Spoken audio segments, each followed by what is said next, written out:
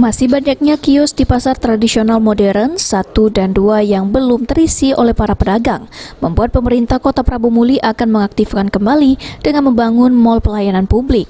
Dalam kunjungannya di pasar tradisional modern, Wali Kota Prabu Muli Ridho Yahya mengatakan pemanfaatan gedung PTM dikarenakan sejumlah kios masih banyak kosong.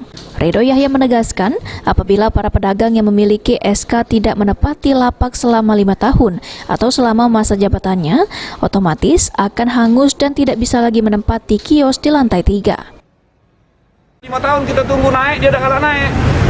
Akhirnya kita serahkan ke kawan-kawan kita untuk kantor Samsat.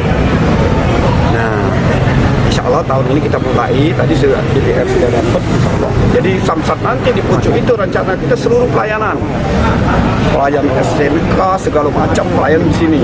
Bayar gas, bayar air minum, semuanya bisa sini. Sementara Kepala UPTB Samsat Prabu Muli Ariswan menyambut baik respon Wali Kota karena bersedia menyediakan bagian gedung pasar untuk menjadi layanan Samsat. Kantor Samsat, keberadaan Samsat kita yang di Pangkul sekarang 12 kilo itu dirasa terlalu jauh untuk wajib pajak membayar.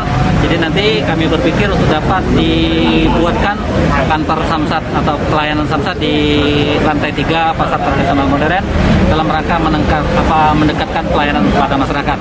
Dengan adanya layanan Samsat di tengah kota, tepatnya di pasar tradisional modern, maka masyarakat lebih dekat mengurus pajak kendaraan baik tahunan maupun 5 tahunan.